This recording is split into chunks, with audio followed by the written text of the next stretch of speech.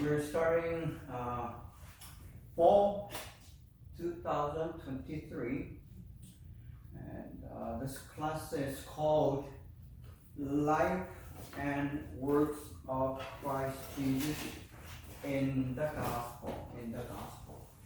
So it's going to be basically on the four Gospels and focusing on who Jesus Christ is. So if you're a Christian, whether you're a young Christian or old Christian, this subject is like a lifelong topic that you want to continue to study as a believer. If you are not a Christian, that's okay. Still, you want to know one of the greatest person in human history, who is Jesus Christ of Nazareth, or Jesus of Nazareth, and who had lived 2,000 years ago. And if you want to name one person who had changed the world the most, it still would be Jesus of Nazareth. So whether you're believing in something else, still this is one subject that you want to listen and study at least once in your lifetime. So, and the original title for the class would be something like a life of Christ, but no, that doesn't say much. So I'll a little bit extend it to help you to understand what we are going to do. Okay, so to begin the class, okay, we begin with the course description, the syllabus. I'll introduce the syllabus. Probably you have that in your file, class 365, will have that in uploaded, but it does need some explanation, so I'll do that explanation. This is a biblical study. Biblical study means we do focus on the context or the contents of the Bible. So the Bible is going to be the main text. So when you're doing study on the Bible, the contents of it, we call it biblical study. And it's about the earthly life and ministry. Two things. When we are studying Jesus of Nazareth, we do focus on two things. One is life, just normal life that he had. There's much though, other than birth and death. And the ministry, because Jesus was here on earth to do something, and that thing is called ministry. Yeah, the works. And as they are recorded in the Gospels. Of course, there are a few other documents that does record about Jesus Christ. But the most full and complete contents of about Jesus Christ is in the four Gospels, in the New Testament of the Bible. So, for the non-believers who are new to any Christianity thing, the Bible has two parts: Old Testament and New Testament. And New Testament begins with the story of Jesus. So it is about, whether it's Old Testament or New Testament, it is all about Jesus Christ. It focuses on Jesus. And everything comes down to Jesus. Old Testament comes to Jesus, and then New Testament begins with the Jesus. So that's how the Bible is written. Course description continuing. This course focuses on both thematic and chronological review of Christ's life and works. So there are two approaches to this. One is about the theme and one is about chronological. Usually when you cover the life of someone, you follow the biographical order, meaning birth to death and what he or she did in between. And as we do the chronological study, but at the same time, we'll try to focus on the themes. And let's see, what else? And attempting an exegetical understanding of the key events and discourse. When you're looking at the gospel, there are two things basically it tried to record. One is what we call a events or episode. That's like events and what happened. And then discourse. Discourse is the teaching of Jesus. Jesus says a lot. He teaches through what he is saying. And we call it sermon or preaching today. So when you go to church, in today's, in modern church, worship is basically the pastor is preaching or giving a sermon. Same thing, because we try to follow what Jesus did. The pastors, we do preach and we do sermons. So that's called discourse in technical word. So the episode, the story, and then what Jesus said. Those will be two main things that we are trying to focus on. Then, with the prospect to gain their practical implication.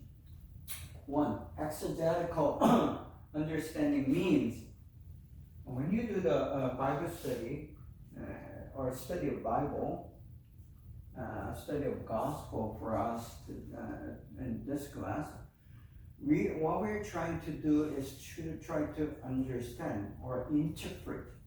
Interpret means, because whatever the literature that you're studying or documents, many times these documents need interpretation or your understanding. Your understanding or your interpretation may be different from someone else's interpretation or understanding. So it is open to interpretation, and doing that interpretation is called exegesis. And the exegesis is a interpretational study of the text or document or literature. So we may understand the message or messages or lesson or lessons from that particular document. Since all of us are in Asian culture, and most of our ancient writings are in Chinese or Chinese characters, and us for Koreans or Japanese, when we study Chinese characters, Chinese documents, literature, we need to understand the character first. Then once you learn the characters, and you're trying to understand what it means. So that's the message. So those ancient writings by like Confucius or some other philosophers, it does take interpretation. And probably you have learned that in your elementary school as well. And the same thing for the Bible. So that's an ancient document, and it does require some interpretation. So that's what we are going to do. So the message is a keyword that you want to remember, and the lesson is another keyword. It's pretty much basically the same, but there's a little difference in as I use them. Objectives. When you're coming to any class, for the matter. There are certain goals or objectives that you want to complete or achieve. And for this course, if you're coming here every single week on Tuesday morning, and you're trying to, remind yourself, I want you to remind yourself, these are the things that we want to learn. Number one, understand the historical and cultural context for the life of Christ and explain its significance for understanding the life of Christ and his message. Again, his message is important. So to do so, you need to understand cultural and historical context. In other words, the background. Because it's 2,000 years ago. We are not there. We don't know what happened exactly. So we're trying our best to put ourselves into like a 2,000 years before, when Jesus had walked and left. It's like trying to take a time machine and go back to that reality. Okay. Number two, you should be able to describe the main historical and theological strands of each of Gospel's portrayal of Jesus. What it is saying is there are 4 different Gospels in the New Testament, and these 4 different writers have a little different perspective. Even with the same event and same story, they do record a little different than others. So that's called perspective. So every writer has his own perspective, and that different perspective means different emphasis of the message as well. So that's number 2. So you try to understand why it is different and how it is different and who's saying what and so on. Number 3, once you complete this course, you should be able to explain Jesus' teaching. Okay, so you should be able to teach others about Jesus. That's what we expect. You're not just learning for yourself, and you're learning to teach others. That's what the higher education is for. If you're in college, you want to be able to teach others. You want to lead others. That's why we are here, paying a lot of money. So explain Jesus' teaching and key topics like the kingdom of God, the life of believers, and the discipleship, and so on. There are many of these so-called Christian topics, or for the non-believers, they would say religious topics. So there are religious topics like what about death? What about life? What about salvation? What happens if once you're dead? What does it mean to live? What's the meaning of me being here? And so on. These are very key, important questions where Jesus is trying to answer. So as we try to learn the life of Jesus Christ, that basically means what he is showing in his life, what he is saying in his ministry, and what he is trying to teach us who live in today's world. So that's number 3. There are a few more objectives. Let's continue with the number 4. Once you are done with this class, you should be able to discern the meaning and the significance of the episode and words of Jesus Christ. So what he did and what he said, you should be able to describe it or discern the meaning. Number 5, provide evidence for the messianic authenticity of Jesus as the Savior and the Lord. Jesus presents himself with these 2 main title or role. function. So when Jesus came, he wants us to receive and understand him as the Savior, the Savior. Many of these religious leaders would have said, this is the way of salvation, or I am the way of salvation. But as you look at the history, Jesus is the only one who said, I'm the way, I'm the salvation. And that he presents himself as the salvation. You don't have to do certain things or pay a certain amount of money or buy certain things or come to like a temple every like a week. He didn't say that. He said, believe in me, I'm the salvation. So that's how he presents himself. And the Lord,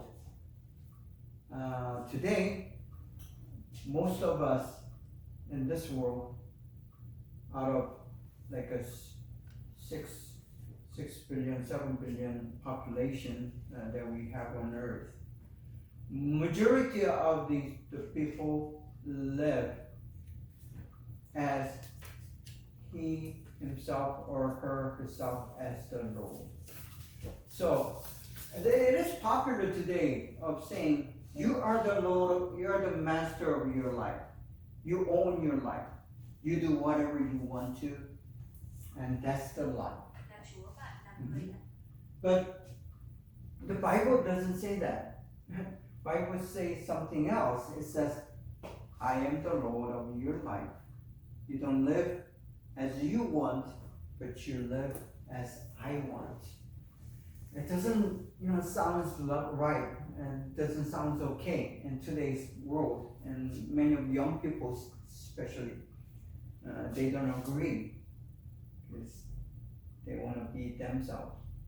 But the Bible actually teaches you to be yourself. But at the same time, there's the Lord, the Master, who has the authority and the control. That's the main presentation of Jesus himself, so the Savior and the Lord. And by doing that, he identifies himself as the Messiah. That's going to be the word that we're going to repeat a lot in this class. So the life of Christ, the Christ, it means Messiah. So it's in other words, there's a life of a Messiah. There's only one Messiah in history. He's the only one who claimed himself to be the God and the Lord and the Savior. Number 6, you should be able to construct a coherent, biblically valid presentation of who Jesus was, what he did, and what he said. So as we finish, at least you should be able to not only understand, but you'll be teaching and telling others who Jesus actually is, according to Bible, not according to some scholars or experts or liberal theologians, but according to Bible, because the Bible is only authority for us Christian believers. Number 7, once you are finished with this course, I expect, and we expect, should be able to articulate to others, both believers and non-believers, about Jesus' life, word, and teaching. So, in other words, you should be able to not only comprehend, but you should be able to communicate what you learned with others accurately with a full, complete content. So, we throughout this 10 weeks course, I want you to accomplish these objectives. Okay. Required reading. There's no other, textbook. We only need the Bible, good Bible. This one is a new international version. But since you guys have the smartphones, if you just download the YouVersion Bible web, let me show you. This is the Bible web, and I mean there are many of these apps, and you can just download Bible app, and this YouVersion will provide you with several hundred different languages. So that's in Chinese version. I think there are 3-4 good Chinese versions in it. So you don't even need to buy anything for this class. Just download the free app, and then it's there. Full Gospels, but I want you to read it in English, since this is like an English, basically English class. But at the same time, you can read it in your own language version. So for English version, these are the versions that I recommend. You can use ESV. That's there's one version that's 2022 version, I believe. And then RSV or NASB and IV are the good translations. What I mean by good translation is except the NIV is a little off, but it's okay. But other versions are basically it tried to translate as exactly accurately as possible with the original language, which is Greek and Hebrew. So that's what we need. And when we do the Bible study, we need a version that try to translate the exact original language as much as possible. And the reason that I say NIV is like the most popular English version that sells in America. The reason is because it try to use more like an everyday language, everyday English. And while doing that, they did a little, what we call paraphrase. Paraphrase is not exact translation, but modifying a little bit so readers can understand better. But what we lose is the original. Sometimes we lose the original meaning, some of the meanings, not all. So that's the reason that I, give a little note on that. So any modern English Bible, so 4 Gospels, namely Matthew, Mark, Luke, and John, and then plus Acts of Apostles. This is also written by Luke. The author is Luke, and it is, you can say Luke part 2. Luke's Gospel will be part 1. The Acts of Apostles will be part 2. But it doesn't say much about Jesus, except the very first chapter of Acts. It does mention how Jesus was ascended and how church began its life.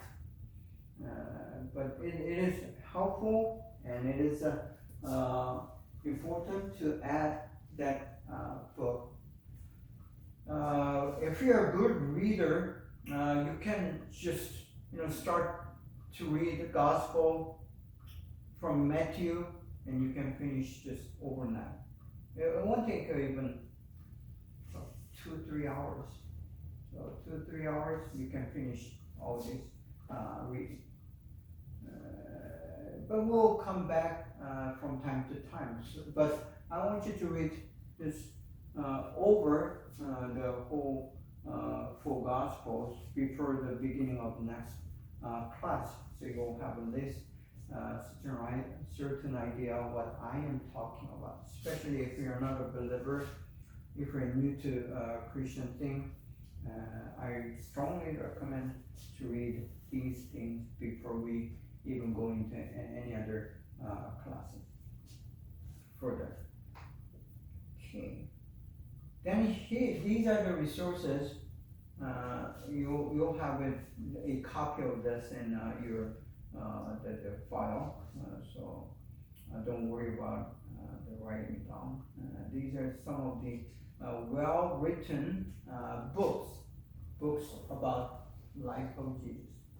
But these cannot replace the full Gospels. So if you don't have time or energy or interest, then these are only the resources. These are not the required for you. I mean, at this level, if you are doing a really theological study or seminary study, these would be the required reading.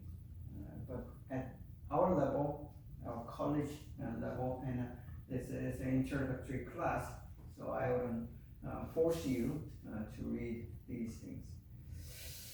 So these are good books, just to let you know. Class form. Just like our last class you may have attended, that's the character study of, or biblical characters, study of biblical characters. It's the same format. This is a 4-unit class, and you'll have a full quarter units once you finish this class. And out of those 4 units, because 4-unit our class, it means you have to come to class and have at least 4 hours of work every week. That's what U.S. Department of Education require us to have. And to fulfill these 4 units, 2 hours you come to class. So 10 to 12, we're going to have a lecture.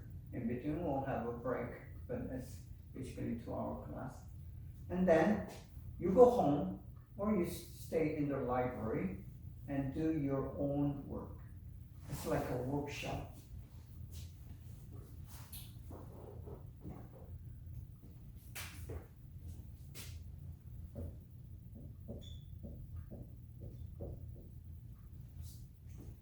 For example, if you are doing like a carpentry class, or like an engineering class, or a chemistry class.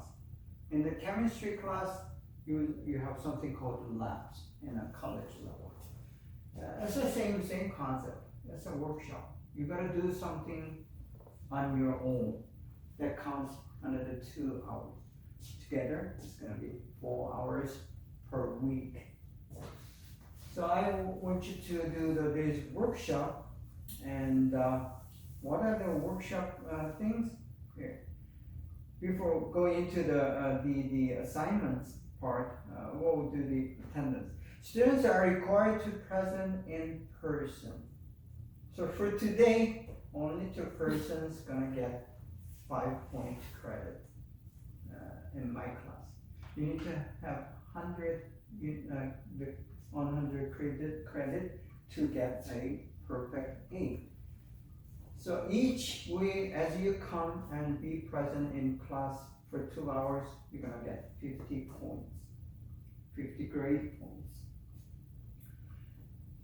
Just remind you, who are watching online, even if you watch online, it's not gonna count anymore as your attendance. Sorry about that, but that's what the school requires. And I know after 3 years of pandemic and 3 years of not coming to the class, which is very convenient. I mean, you watch online and then do the assignment, and that's it. You get the grade, passing grade. That was good. A little easier, but no longer consider professor. I mean, I don't care about what the school policy is, but my understanding is the school also as well requires you to be in person in class. Unless you are living in other states. I mean, I don't know about that. But so if you're living in this area, and if you have registered in my class, I want you to come to get, at least that 50 point. If you're not coming, you're gonna fail, because it requires 60 or plus grade points to pass my class. So again, I'm not gonna count online watching as attendance anymore. No longer. No. So please be aware. Don't complain after you get an F, from my class, because I'm gonna make sure that you get, students get an F if you don't come to the class. Self-study assignments, that's gonna be 2 units of class hours. It's gonna be like a written study reports using the template. And it's gonna count as 2 self-study class hours. And submit 1-page report of your own Jesus study. So I'm gonna give you this template now, before I go any further. See.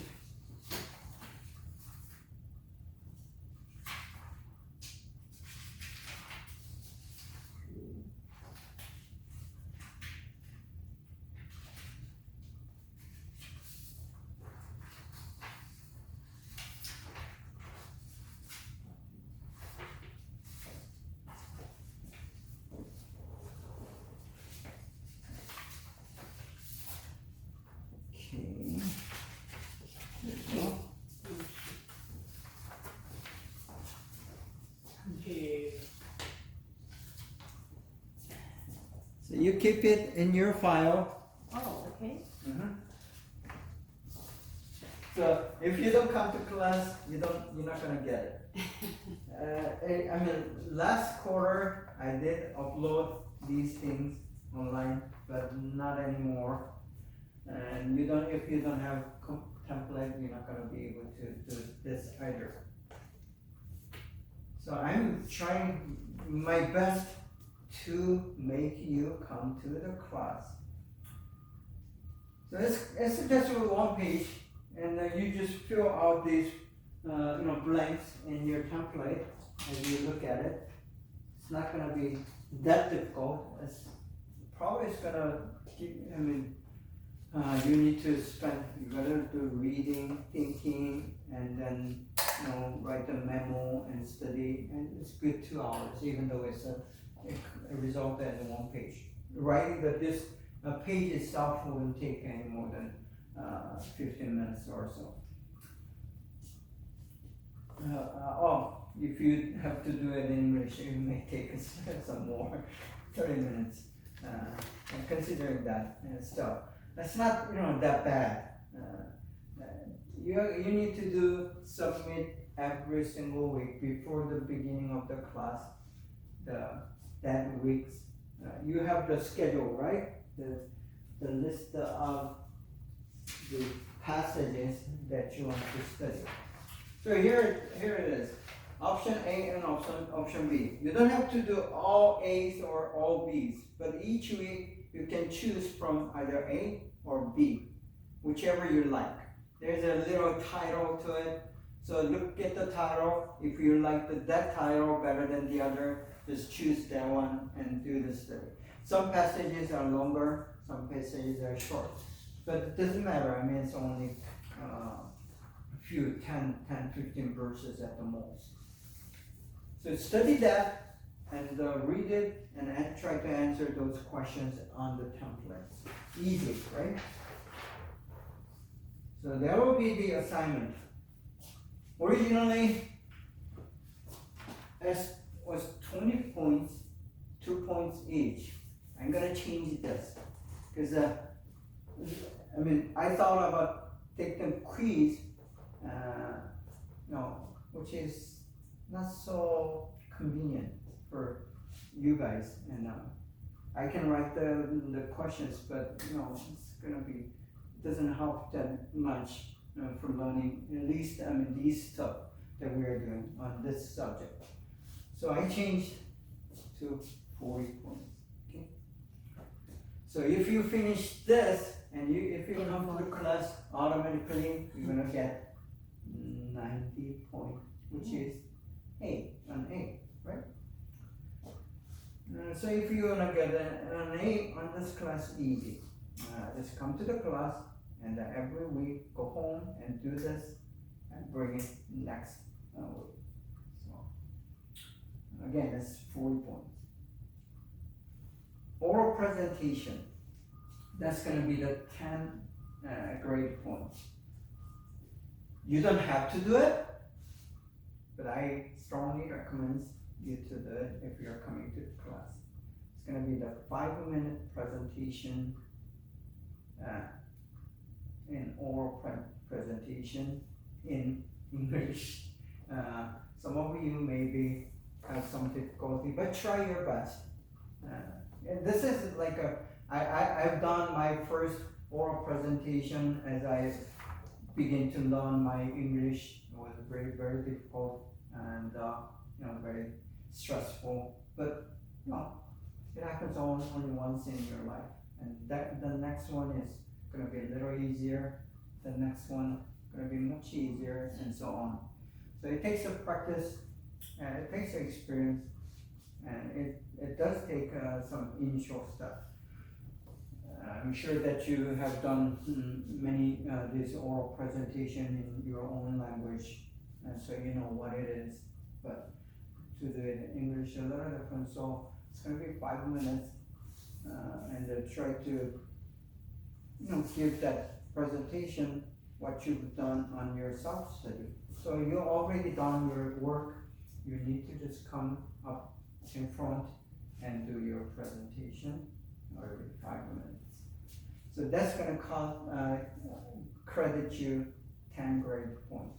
So if you've done that, you're going to get 100 points. I'm not going to grade like whether you're done good or bad and count down 10 points to 5 or 3. I'm not going to do it.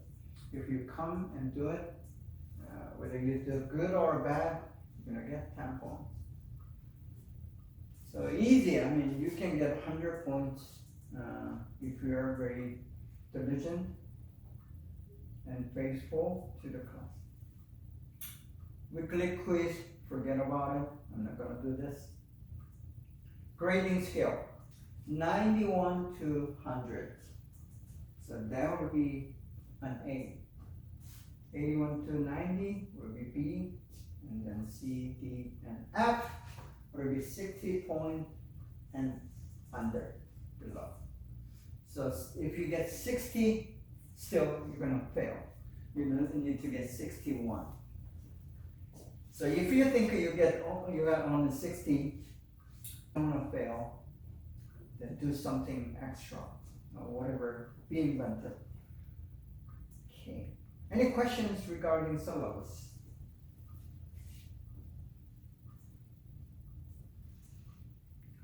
Okay, then let's see.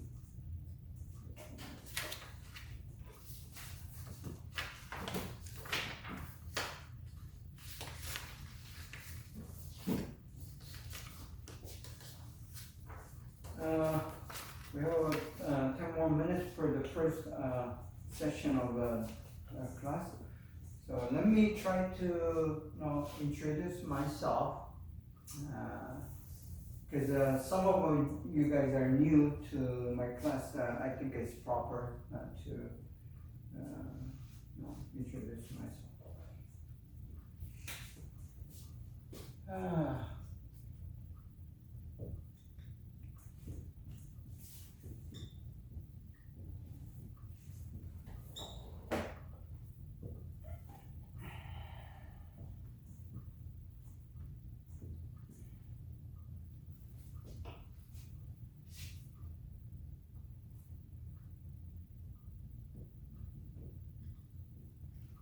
I think that's how I I haven't written my Chinese name for years, so that's yellow, the Holy Holiness, and then excellent, Sue. So that's my name.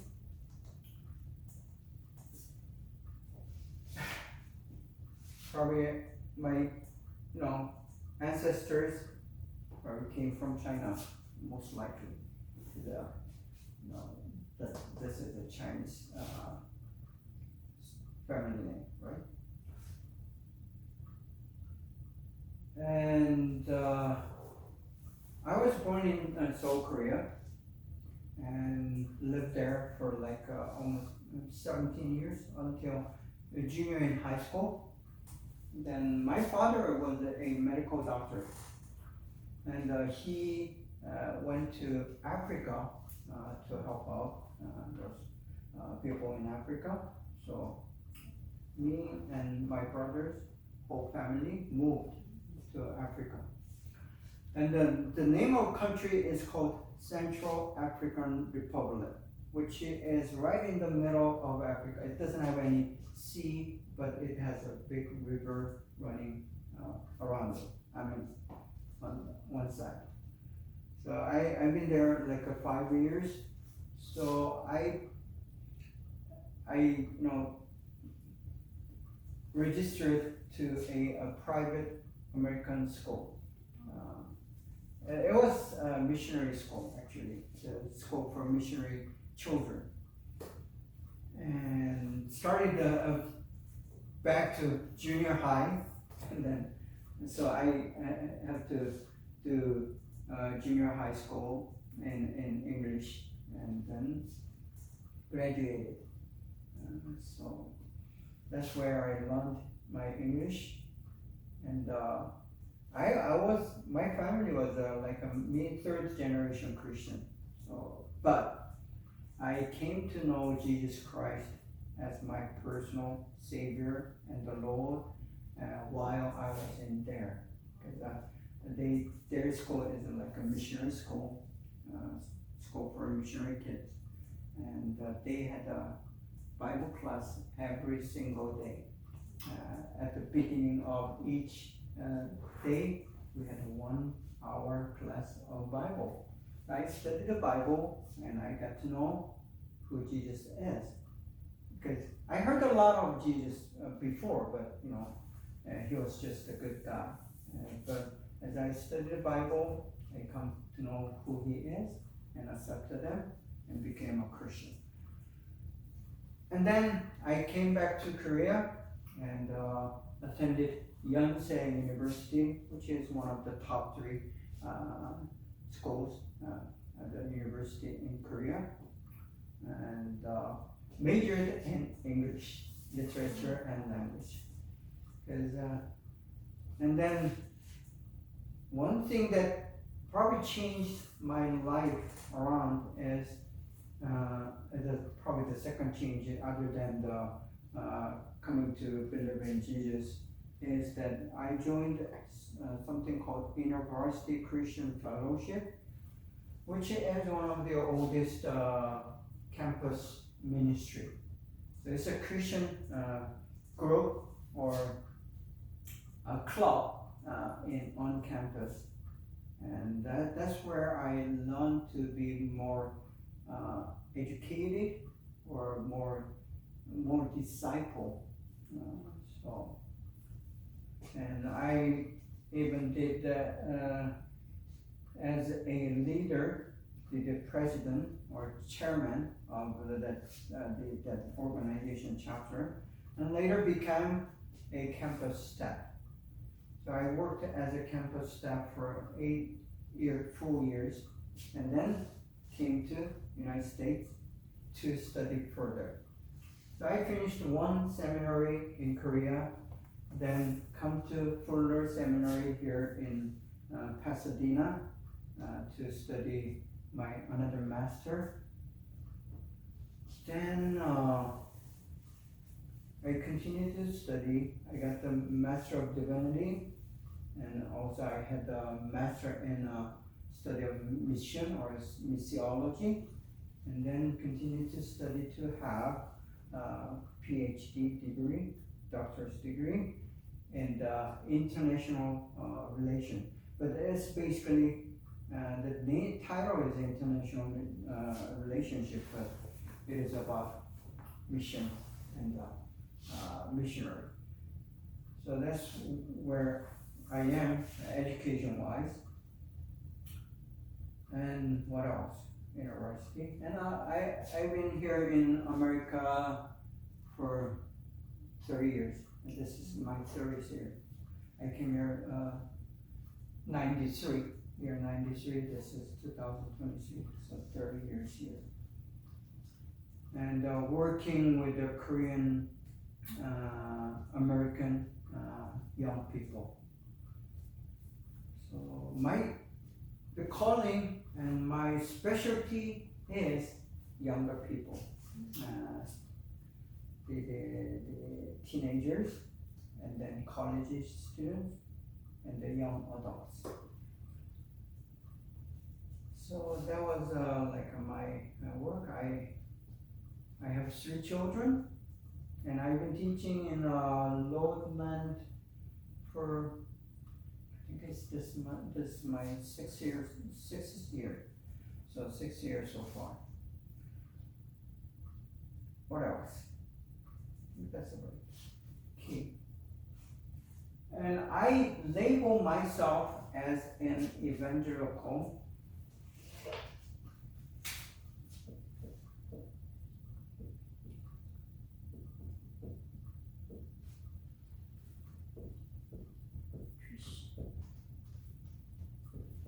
If you live in America and if you're in a Christian context, you'll hear this a lot.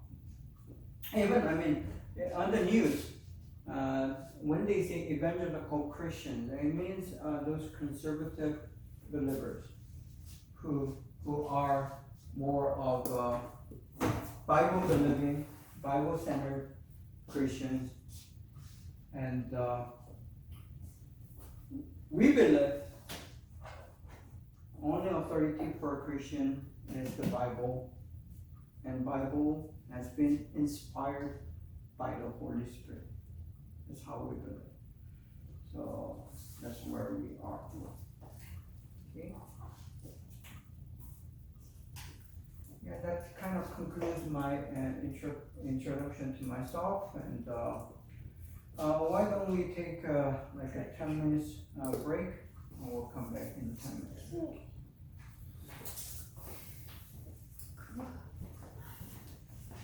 Okay, let's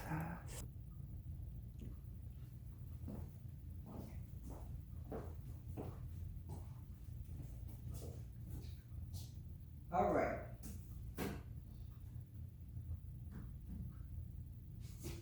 Let's continue.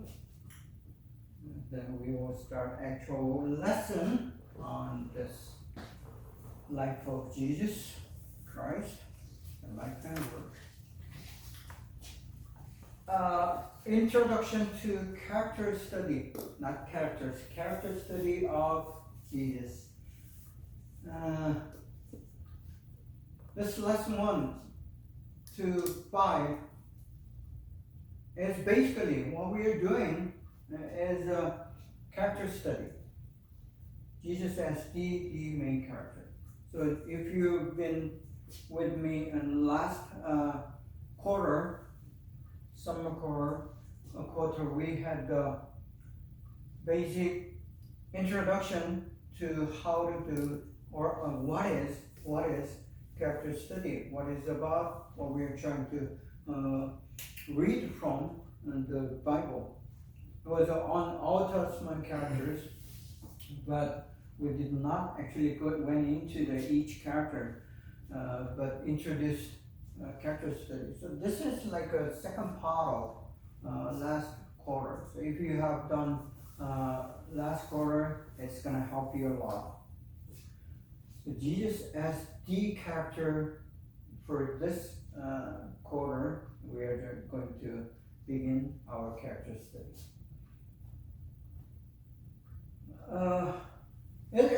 narrative study. Full gospel plus Acts of Apostles. These 5 books are narrative, in the form of narrative. It's a story, basically. So we are doing with our biblical study or Bible study. This biblical study is focused on the narratives. Narratives, when we study them, the stories is different from the study of other books. For example, if you're studying letters of Paul, like a Thessalonian, Colossians, Corinthians, these are the different form of literature. They are not narratives. They ought to be much different than study of narratives. So this we are actually trying to do a narrative study, and as a narrative study, it's a stories with meaning, stories with meaning or meanings. Meanings, we use it in 2 different ways. When we say English meaning, it means what it means, literally, the definition. Another way of meaning is, it's more like a message. So, another word, it's a story with a message or lessons. So when I say, or when we say in this class, a narrative, it's not just a mere story.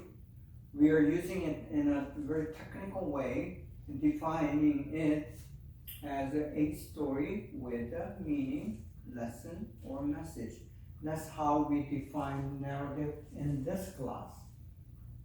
I don't know about others, but for us, we are going to communicate and say, when we say narrative, it means a story with a meaning, lesson, or message. Of course, any story, any human story would have, you can draw a lesson or meaning. But the thing is, whether the author, the writer, had or has an intention to deliver message through the story. That's the difference. And all these 4 Gospels plus Acts and other stories in the Bible are strongly, definitely intended to communicate the message, lesson, or instruction, or meaning. That's why we call it narratives. God had intended us to learn, to listen, and to get the message from these stories. That's how we understand the Bible stories. So if, and for sure, the author, the Holy Spirit, Father God, and then Jesus wanted us to have the message as they are writing these stories in the Bible, then what we need to do as believers and followers of Jesus is, of course, try to focus and find out what this is, what the message is from these stories. And it's a story of existence. Then I'm going to give you this formula again. If you're in my class, you're just going to repeat.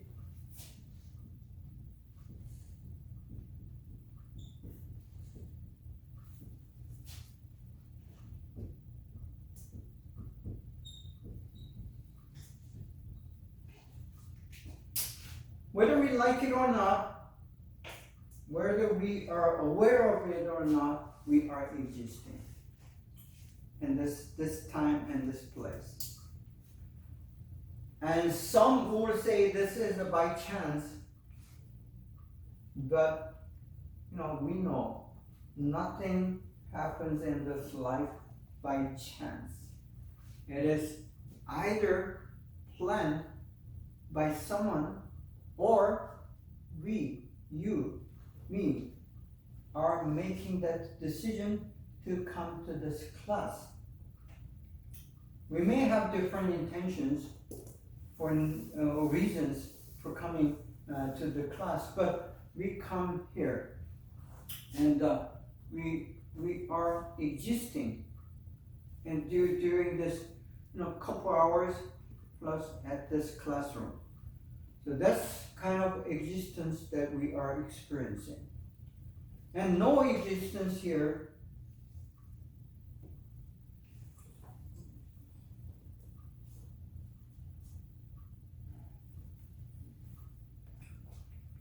none of existence is without reason or without meaning.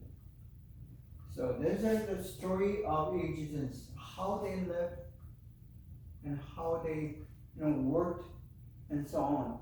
As we read Jesus, the story of Jesus, we are reading the story of existence of Jesus as a person and as a man of God and as a Jew, as a child of Mary and Joseph, and as the teacher of these 12 disciples, and as the one supposedly a criminal who were killed and punished on the cross. So these are the kind of existence that we are going to look at. We think, or we kind of assume, if you're not a believer, you're assuming this existence of Jesus is rather different or significant. That's going to be another keyword that you want to remember.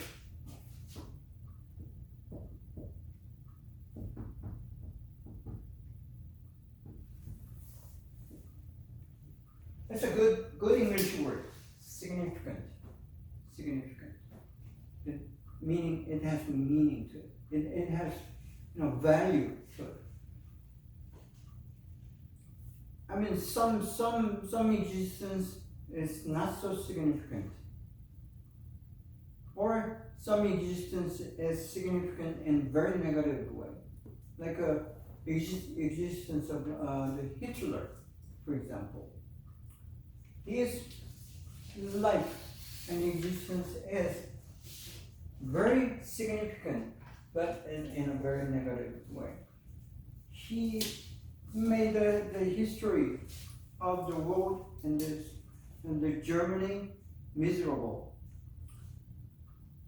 Even though he may not thought so, but the history will say he was not a good leader, but he is a bad leader. So the significance, we're trying to find what is the significance of the existence of this Jesus of Nazareth. That would be the question that we are trying to address in this class. And as we do it, for us Christians, we are saying, so if his life is significant and meaningful and had a reason for existence, how does that relate to my existence? So we're trying to make that connection. And that's what the Christianity is about. I mean, you can study Jesus of Nazareth as he is. No. And you don't necessarily make that connection or personal connection to the life of Jesus. That's what we call academic study. Well, since this is an academic institution, we're going to do that. We're going to investigate and do the research and study, and I'm going to do homeworks and assignments to get to know more details about his existence, and then try to find the significance. And if you just stop there, then you're not a believer.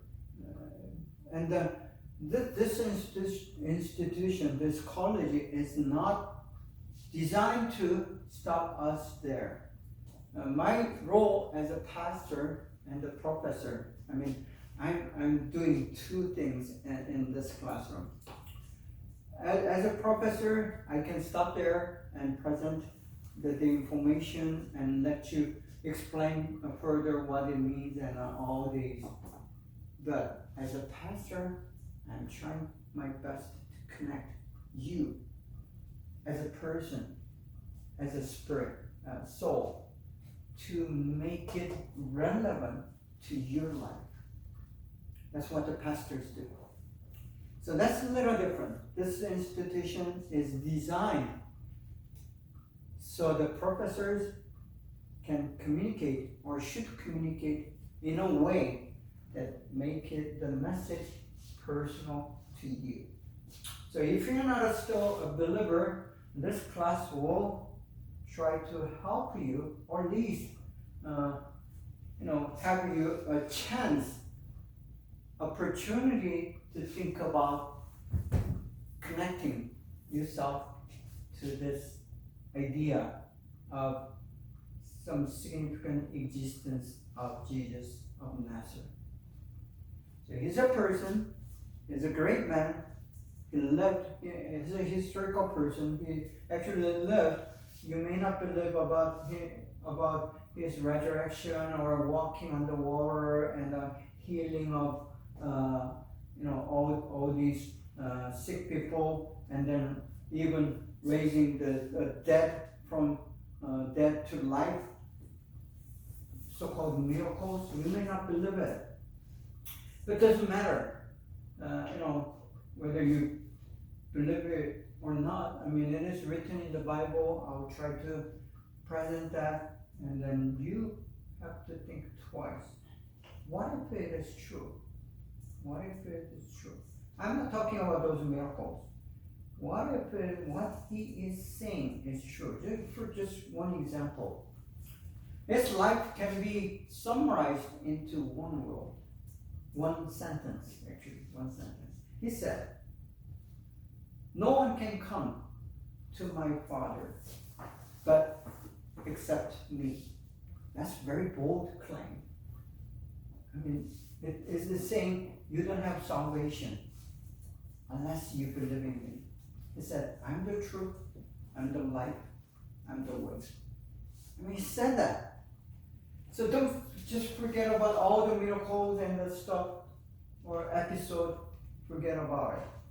But he said this thing. If he only said that word, and then we are challenged to make that decision, whether to believe that word, that sentence or not. So that is kind of things that we are trying to do in this class. So stories of existence of Jesus Christ. And story of evidences. That's why we need to look into more evidences, like a miracle, his life, whether he has, that integrity of what he is saying and is reflected fully and truly in his life. Those are like evidences. Evidences like a resurrection, whether it really happened, the way it is recorded. And you're going to try to answer whether that is, you're going to believe it or you're going to reject it. So this narrative is a story of evidences or with evidences. And this narrative is a story for interpretation. Interpretation, the key interpretation that we are going to have about the story of Jesus Christ or life of Jesus Christ is this: whether it is true or not. That's the first and the major interpretation that we're gonna take. Interpretation is how you receive or how you understand this story. So we are obligated to make that interpretation once we hear. So this is a danger, the very danger of looking into the gospel or reading into the gospel. I told you to read the full gospel plus Acts of Apostles as a required reading. And once you do it, whether you're gonna intend it or not, you need to make that interpretation and saying, oh, this is not, this is all kind of as a myth and as a made-up story. Who's gonna believe this? I'm not gonna believe this. This is a whole junk. You can say that, or, well, I think I believe what he is saying and what he has done is actually what happened. And if there is heaven, and if he's saying we are all sinners, and if you agree, then you're making that interpretation. So these are the narrative, the character narrative. So we are going to do this narrative study as we try to tackle the life of Jesus Christ and the works of Jesus Christ. So the narratives are the story of characters. Not only Jesus, not only we're going to read about Jesus and focus on Jesus. While we are doing it, and we are going to look into others in the stories, because Jesus did not live alone. He did not exist by himself. His existence was significant because there are people around him. There are good ones, there are bad ones, there are doubters, there are the ones who actually wanted to kill him, and so on. There are many different characters that are in the stories. So we call them narratives. And it's a story of episodes, events. The things happen. Someone betrays someone, and someone's going to make the decision to follow Jesus and just throw out everything behind them. These are like an episode. So that people make a decisions, people make a conversation, communication, and people do the things that are significant to himself, herself, or to others. We are doing the same thing. This is not something new or strange, because we ourselves do make our existence, and there are some of the significant things, meaningful things happening in our lives. So as we come to live in this time of the age, in this place called America, Orange County, where this is a very unique place. And some people just live day by day making mere existence. Let me write down that word.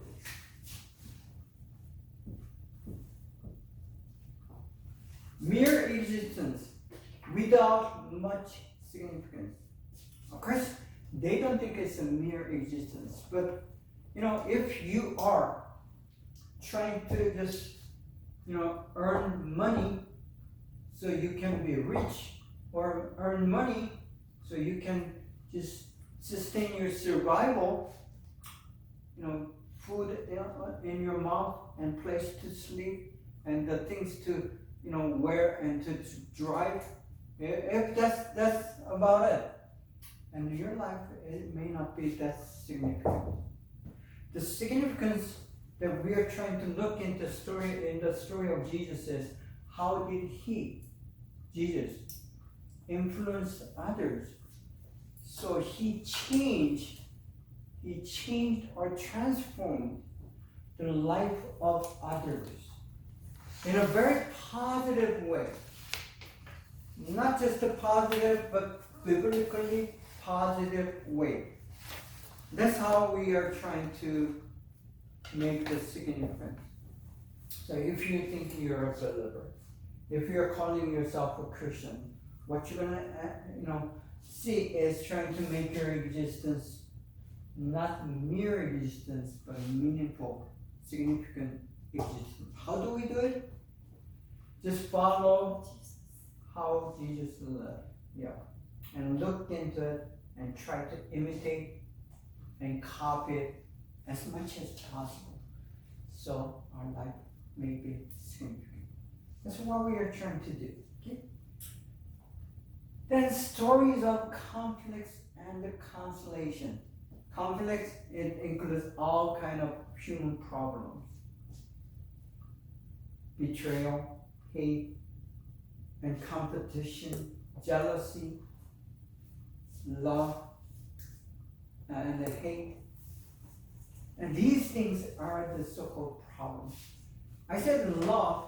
Love also, it causes us problems. Because even if the love is a good thing, but unless it's a Christian love, agape love, or other kind of love is going to cause us to have some issues and problems and conflicts. Then comes the consolation or resolution. Resolution for or against the problems and issues. So this life, the existence, basically is about us trying to face these odds and issues and problems that comes against us. I mean, that's how we exist. Until you're young, I mean 30, until late 30s, let's say. So those 40 years of your life may not be so much of this, problems and issues, even though you may experience that. But as you get older, beyond 40, 50, and 60, you kind of have that idea and philosophy and understanding about what the life is about and how life should be. That's what we call maturing. But unfortunately, there are many who does not mature forever. I mean, it's not, how smart you are, how much knowledge that you get.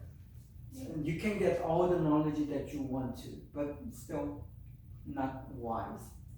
So the wisdom, Bible says the wisdom is about you being mature as a believer, as a person. And when you mature, you begin to understand these stories. The significance, it comes up.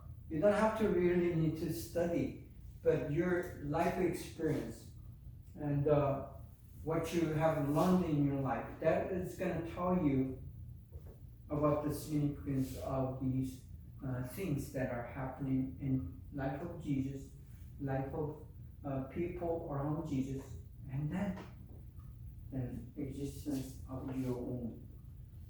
So that's what we are trying to study in this narrative study of Jesus. Then, story of the excerpts. Excerpts means it's additive. It doesn't. The Bible doesn't say everything about Jesus. It doesn't record, every thing that happened about Jesus. It's edited. It's a selection of stories, excerpts. So as we read each different writers, Matthew, Mark, Luke, and John, these 4 different writers had a different idea about what to choose and what to throw away. They couldn't write everything in it, because even John said, if I try to write everything about Jesus, whole word, I gotta write the book that's gonna fill the whole Israel. So that's how much that the information is. So he had to make that selection, and they each had a different idea and the perspective about what to choose and what not to write. So as they write it, they are thinking about the significance or the importance of that particular story, episode, or the character. Either he chose the certain characters that are significant, or chose the episodes that are significant to him, and not just to him as he think about the readers.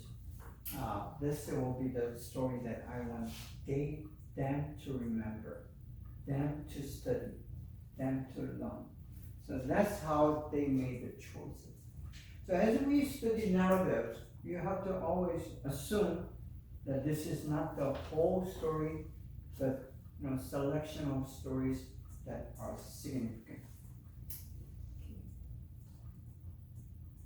Now, character study. So we are continuing that, from last quarter, and as a kind of review and extension. And first, definition of what the character study is. So this is what we are going to do in this quarter, 10 weeks. A character study is an analysis of the traits and characteristics of a person or character, particularly as it pertains to literature.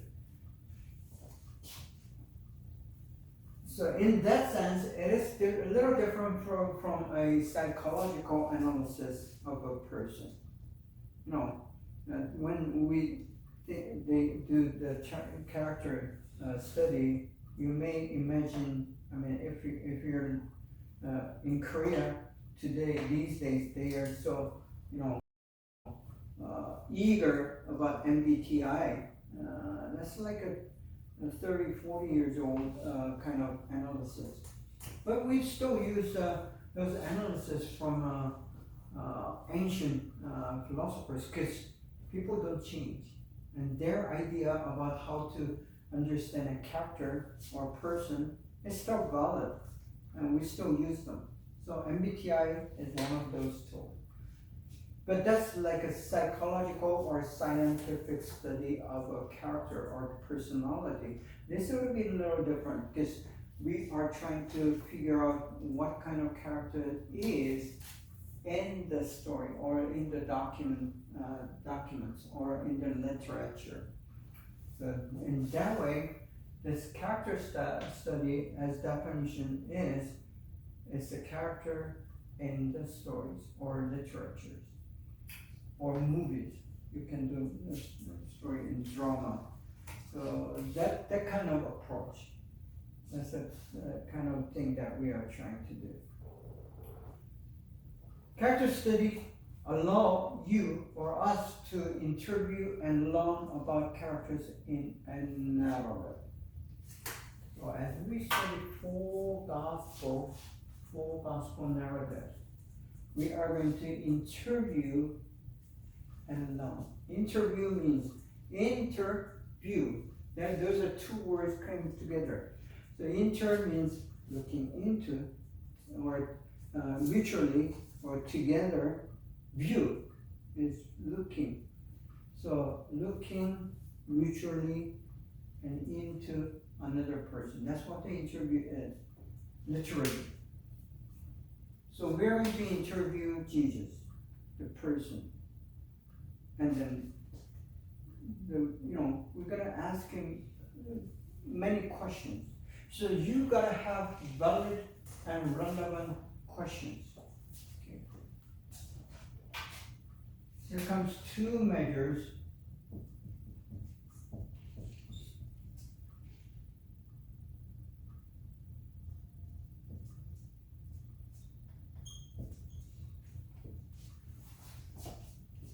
These are going to be two key measures that you want to remember as you study I mean, any literature, any text, any person, or even the existence. So you're gonna ask a valid question. The question that is valid and question that is relevant. Relevance is what is meaningful to you. The gospel stories are long. There's many episodes and many stories. Not all the stories gonna be meaningful to you. Eventually it's gonna be meaningful to you. But at the beginning, if you're a young believer and if you're just starting to study the gospel for the first time, then not all the stories gonna be meaningful to you. So, gonna try to ask the question that is relevant, meaningful to you. While doing it, you wanna ask a good question, the valid question, good question.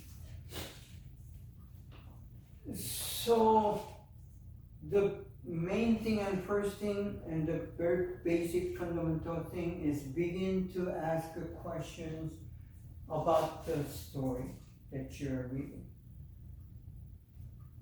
I mean, the story itself, the narrative itself is gonna give you some meanings and lessons right away. It does, because it is written in that way. But if you want to interact with the character, the Jesus, the Christ, and if you're trying to make it personal to you, then you need to ask questions. So, interview and learn about the character in the narrative. That's what the character study. So that's what we are going to do. So you're gonna try to raise or make as many questions as possible. As many questions as possible. And that way, you're going to come up with a good question. So at the beginning, for example, if you have asked let's say 10 different questions, and probably you're going to have 2 good questions out of those 10. But that's the beginning. And as you practice and you continue to practice, and then you're going to come up with good questions all the time. So don't be, do not be afraid that you're going to make a bad questions. That's okay. I mean, that's how we learn. Begin with all the questions that you can possibly think of, and we'll have good questions out of those just not so good ones.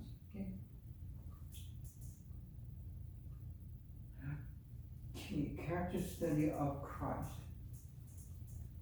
When we do a study of Jesus, many will try to begin or just begin right away, try to see him as God or the Son of God.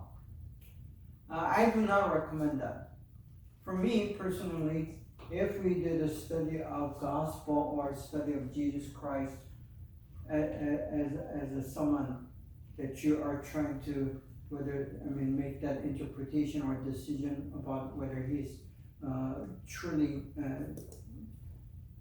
who he is, or what he's saying he is, start with him as a person, just like us, as a human being, just normal, regular human being. And at the end, we'll say how his existence as a just plain human being different from us, or at the same time just like us. Is he 100% a human as we are? And if so, what makes him different than us? So that's the first approach to start. So as a human being, a person who Jesus is. So to do that, we may use some of these tools Maslow, Freud, MBTI, these are some of the psychological understanding of human being as a person. So if you have done any study, I mean, at least if you have done other college studies, most of us do. This is like a second college that you're attending. If so, then you may have done at least one or two psychology classes, right? That's required in many of the colleges over the world. I've done like 6 different psychological classes during my college years. Even though my major was not psychology, I did that. And it is interesting and fun. And then those classes, you probably heard these names: Maslow, Sigmund Freud, and then Meyer and Briggs, and so on. These are one of those modern so-called psychologists. So that's one way of looking at a person. And we may use these in understanding who Jesus is. But if we do the MBTI on Jesus, he's all of those 16 different types included.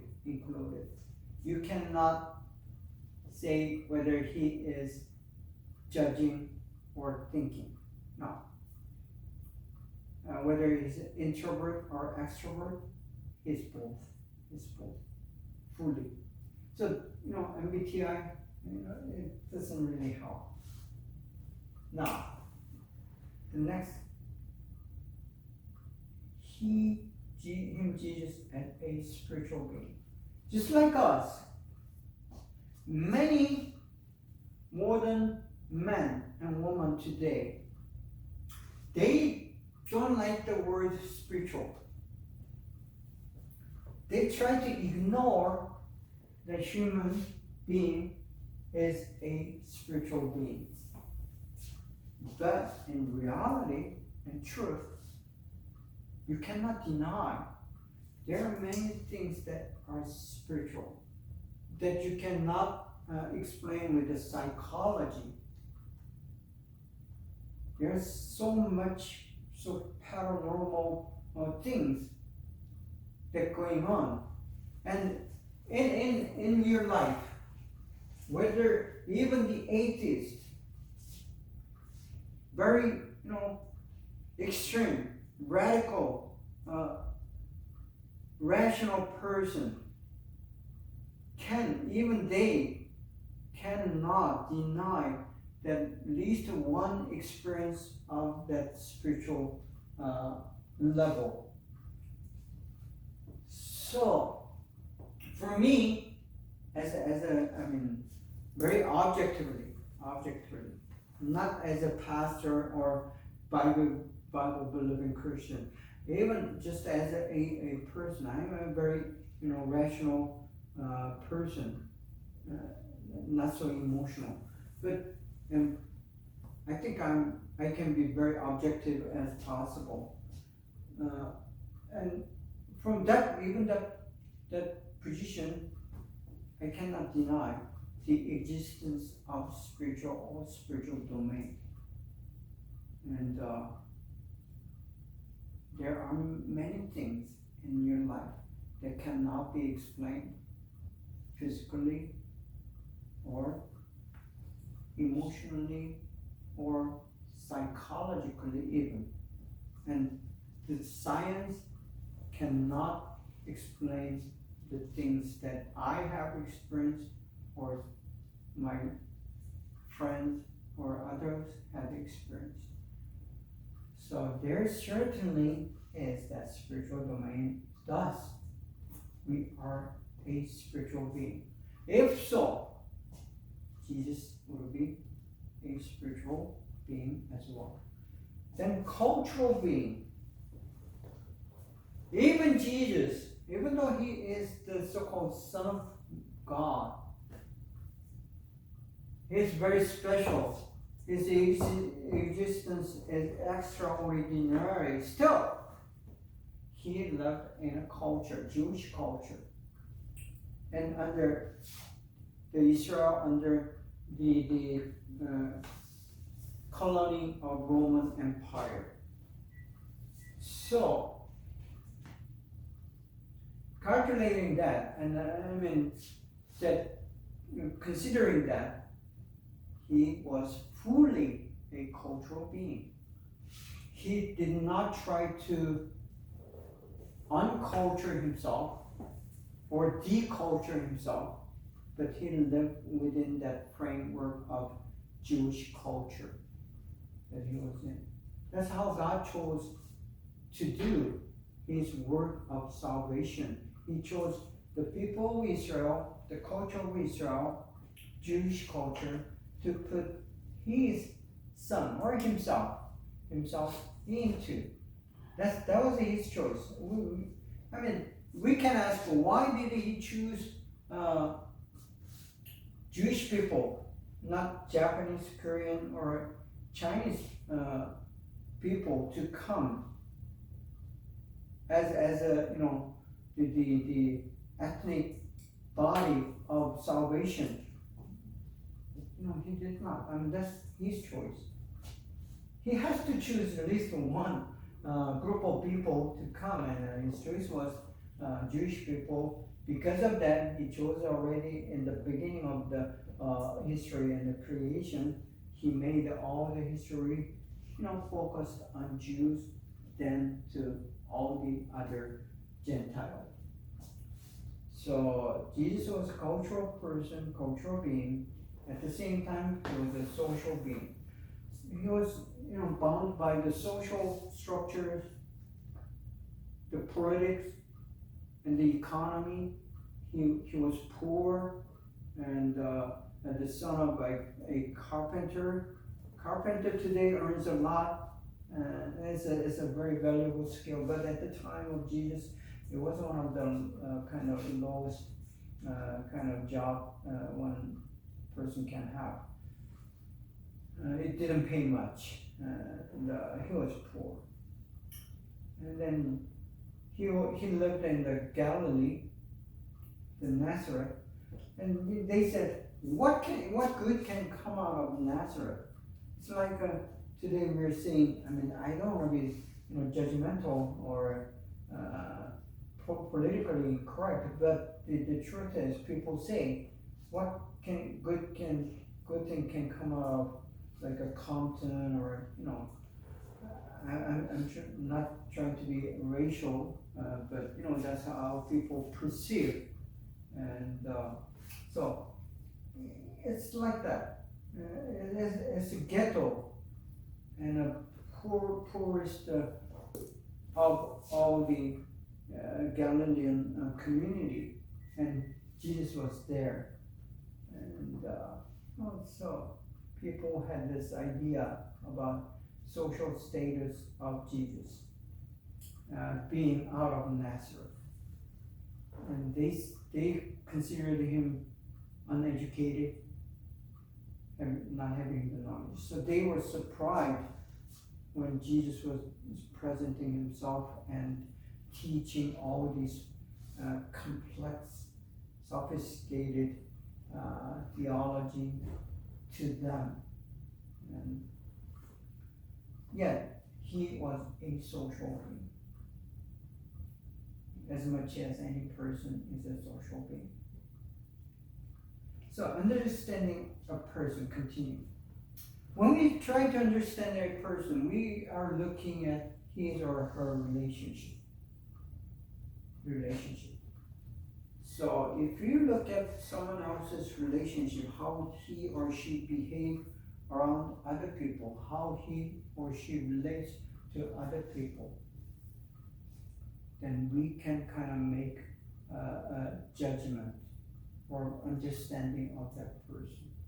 Sometimes it's not like a judgment call, whether bad or good, but many times it is understanding why this person is having that kind of relationship with the mother and father, and then how that's gonna affect the relationship with the spouse, the wife and husband, because that's how what happens, and how I raise my children will affect his or her personality, the relationship, and later in his or her life.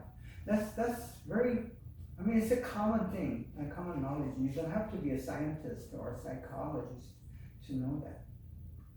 So relationship says a lot. Relationship says how that person relates to others. That's going to say a lot for us. Then the functional. Functional is the work, the task, and the things that he or she is able to do. So it has to do with the ability, the talent, and capacity, capability, and education. All these things come to determine the performance. So people usually rate that performance and then pay accordingly. So if he or she is a good worker, then he or she earns more money. That's functional side. It's a little different than interpersonal relationship. Now, the reason I said versus against, so relation against function. People, a person, either inclined to relationship or function. Usually, they say, in 21st century, it's not, may not be true, but in our days, we said guys are more functional while ladies are more relational. And that's usually I mean, it is true. And when I was young, I'm not sure if it's still valid today, but that was kind of notion. And but individually speaking, you cannot be both. You cannot be fully functional and fully relational. It inclines to either this or that. So that's how we see a person. But as we look at Jesus, we see the balance. His work and his relationship is balanced, and it not only balanced, it's integrated fully. So that's our model for existence, but we know that we cannot reach that. Then another aspect of looking and analyzing and understanding a person would be that item, rights and responsibilities. Yes, we have rights as a person, as a human being. We do have certain rights, dignity that we are trying to, keep and maintain. But at the same time, as much as you have rights, you have responsibility. So if you're trying to live in America, you need to balance this. I mean, as much as you exercise your rights, and then you are fully responsible for that right. So responsibility and right goes together. Now, let me talk about what happens in Korea. As I understand, I mean, I wasn't, it's been 30 years since I left Korea and lived in America. As I read, watch reports and read the news on the internet, what happens in Korea is very,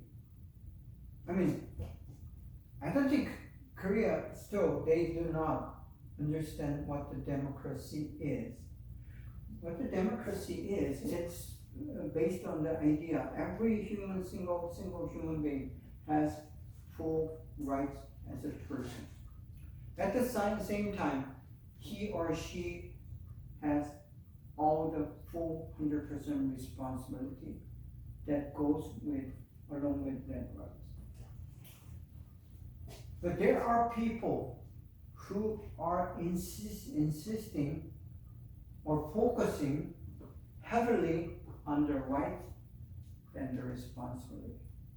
And the young people today in Korea, they learned about much very sensitive about their rights, but they rarely talk about responsibility.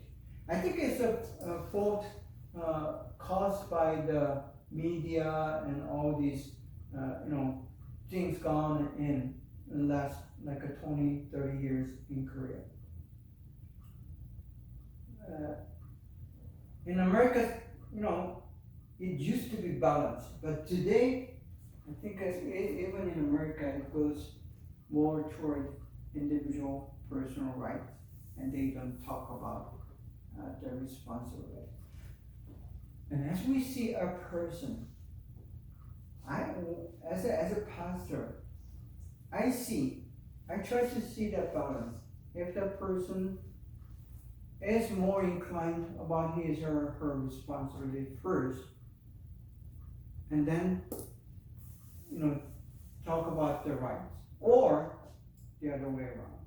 There are those, even the Christian and the church, within the church, there are people who are saying and claiming and then insisting on his or her rights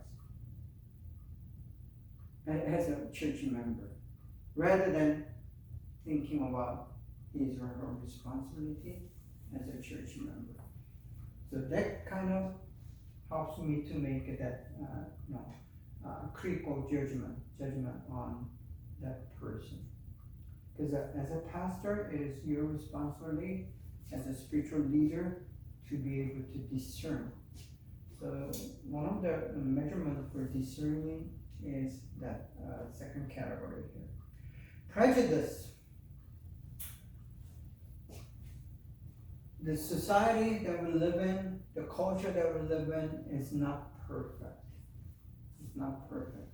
One of the things that is not perfect and not biblical is about this equality. Equality is related to that right and responsibility too, as well. Men and women are created equal. Okay? And then in America, when we say equality, for example, about education, it is equality of opportunity. Opportunity should be available to every person who wants to study, for example. If you want to study in college, there are different levels of opportunities that are offered according to the needs of every person who wants to study at the college level. It's provided. So that's how in America, as a culture and society,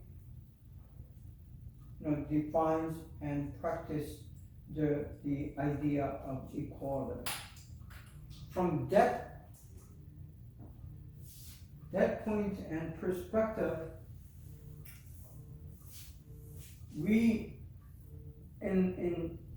let me talk about this. Pretty much China and Korea, the education system and the level, and then that desire and zeal is pretty much the same.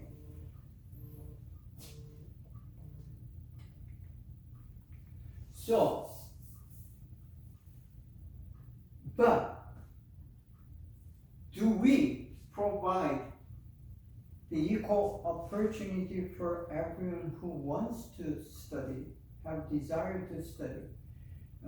We know that it is not, because we have more people who wants to study than the opportunity that is provided.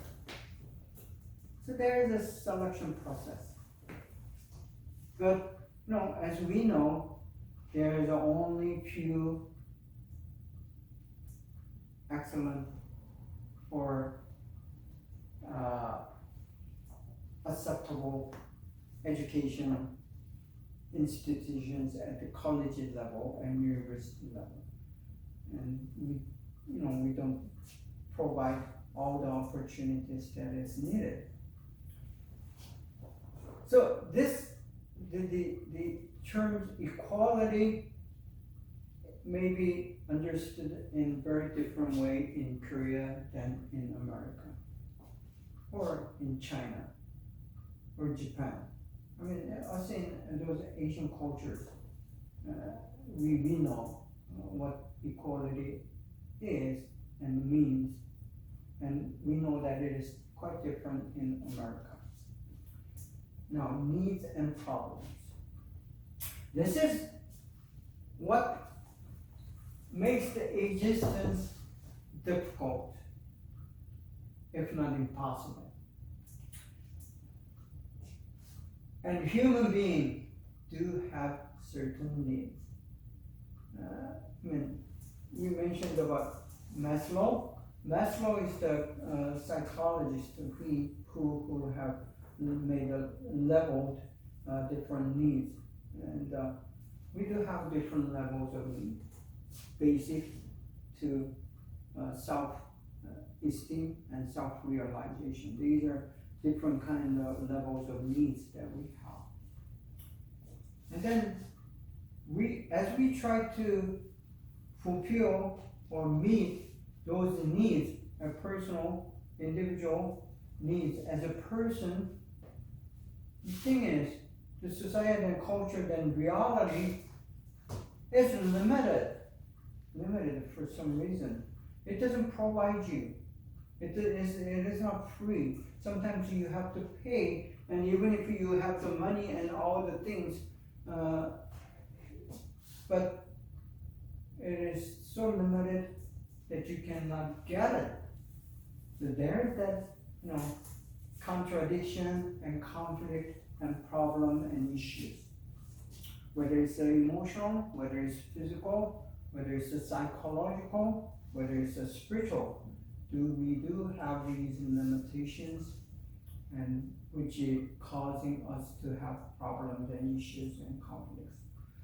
So if you're trying to understand a person, one of the first things that you want to look for is what kind of problem and issues he or she currently has or had in the past and may have in the future.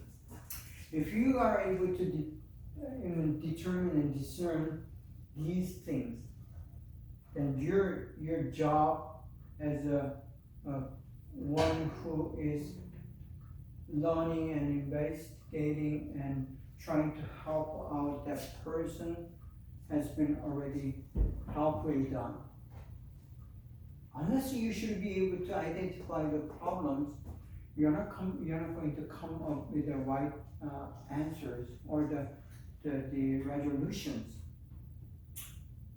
If you are not able to diagnose the problems correctly and exactly, then you will not come up with the right answers. So this is very important. When we look at character of Jesus, we are not going to be able to find the negative problems of Jesus, but we can identify the problems and the issues and the hindrances that Jesus had to face as a person. For example, there are temptations. There are people who is not like what Jesus said and does, and there are even people who were trying to kill Jesus. I mean, he has not done any harm or any violence against them, but still, he was the object, the target to be killed. So these are some of the issues and problems that Jesus had to face. And the most the problems that Jesus had to face, the most significant problem was disbelief or unbelief, not believing about who he is, what he is saying, which is the same, still a problem for us as believers as we try to go out and share who Jesus is and trying to help out to overcome their sin and death. Still, there are those unbelief and disbelief. So that's not something new for us, but it happened already in the time of Jesus and time of Apostle. And what Christianity is about is the reason that we are studying these is so once we learn who Jesus is and how he lived, and we try to communicate that truth to others as much as possible. Understanding a person, personal construction. Each person has very different composition or construction as a human being. No one is the same. Just as much as our fingerprints are different from one person to the other, this construction is different. The way we look outside is different. No one is the same.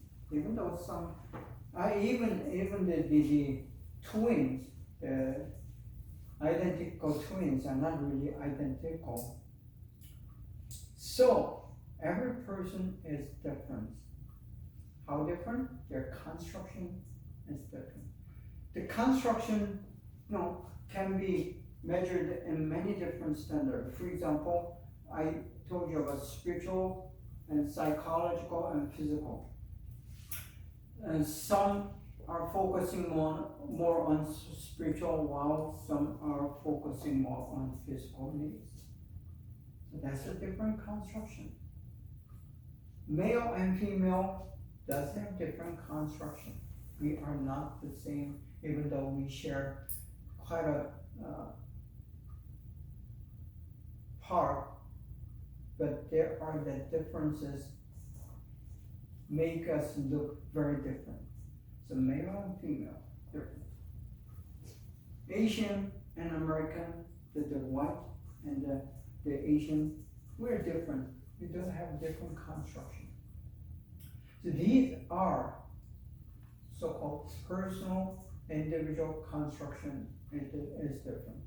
And what we're trying to look at is Jesus, how he is constructed, and how the characters in the gospel story have different construction. We need to try to understand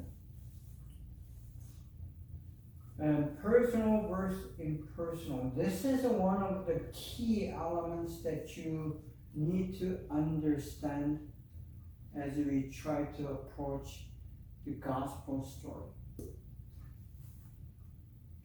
The Christianity is personal. While, let's say,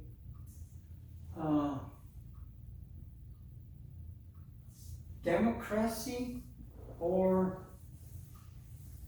capitalism or even socialism, communism, these are not the personal ideology. Usually the religion is personal, but some religion become impersonal. For example, the Catholic Church in the time of the Middle Age in Europe, it became so impersonal, the religion became the same as politics. So it became just political ideology rather than religious theology. The example is they even sold the ticket to heaven, right? They put the price on the ticket to heaven and sold it with a large amount of money. That's how church tried to become rich. I mean, not that extreme, but same thing happens in today's church. Some pastors so into the money, they emphasize offerings, and money. And it becomes impersonal. The personal, what I mean by personal or in definition is without these materialistic things, exclude it, throw it away. Then throw away selfish, self-centered ego and the greed. These need to go away to be personal. So personal in our class, when we say it's biblical, it's godly, that's who God is, the image of God. That's being personal in our definition. Anything other than or overly, other than image of God, that's being impersonal. If you think your friend,